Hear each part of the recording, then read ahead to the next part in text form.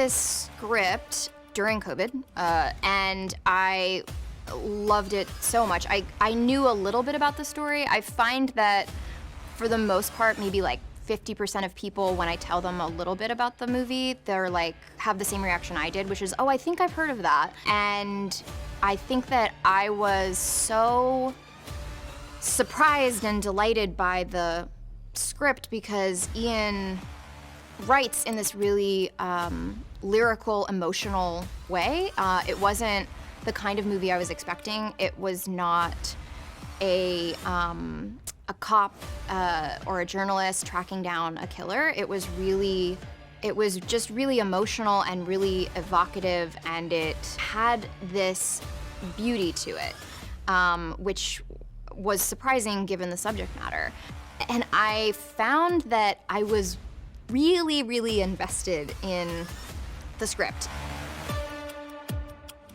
I was so surprised by how kind of prolific Ian is. Like, I would give him just like just something that I thought would be interesting, right? And the scene would come back and it would be completely different. Like, I feel like I'm so used to having ideas or notes and having like one line change, just like, you know, meeting a lot of resistance. And with Ian, it was almost like the opposite to a degree that I was like, whoa, don't throw out the whole other scene. Like, I loved the scene, but the problem was that then Ian would write this whole new scene and that scene would be great.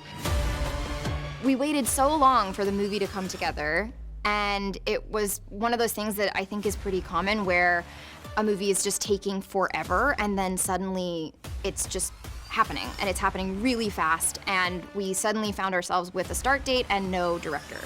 And we started talking about names, you know, who we could get at the last minute, and we certainly were not looking at first-time directors because it was such a crazy thing to kind of jump on this moving train. And, you know, wanting someone where you kind of knew you could hand them $2 and a roll of duct tape and they'd make a movie out of it. I think it was about like maybe 36 hours into, you know, this idea of like, okay, we're just gonna scramble and try to find a director, that I had what was truly the most horrifying thought that I've ever had, which was, oh no, I'm gonna pitch myself to direct the movie, because I just loved the movie so much. Like, I do love the character, but I knew that I really loved and prioritized the movie more than just the character. And I felt really strongly about certain things. And so I had this Zoom where I was frankly meeting a number of people on, you know, on the producing side for the first time, and was basically going, I was coming from a place of like, I think if somebody comes in and tries to like tell me what the movie is, I'm gonna be like, well, no, you're wrong. Like, I knew that I had such strong feelings about it that I'd regret it if I didn't at least put my name forward. And I very much came from a place of like, if I'm not the person to do it, and if I'm not ready to do it, and you guys think this is a bad idea, I want to do what's right for the movie. So it was this very awkward pitch where I was like, people probably don't normally pitch themselves with like one toe in the pond of like, it's totally fine if not, no worries if not.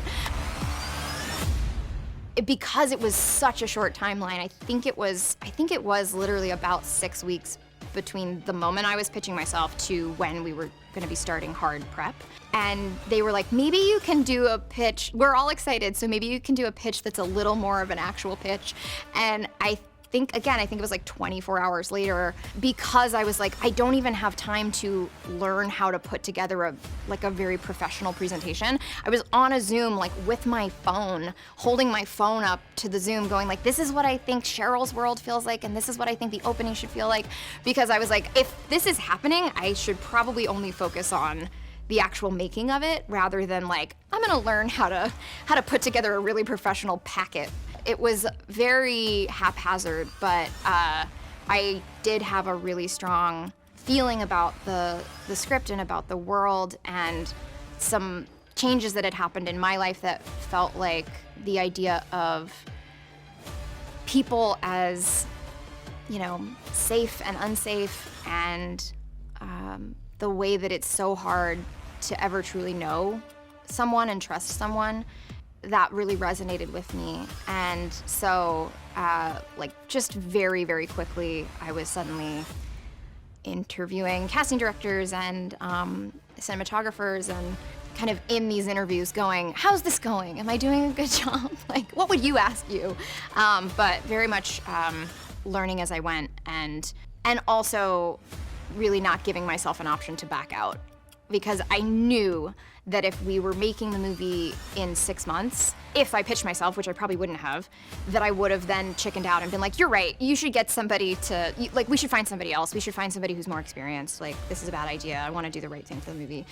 It really was feeling like pushing myself off a cliff. All right, everybody, let's get started.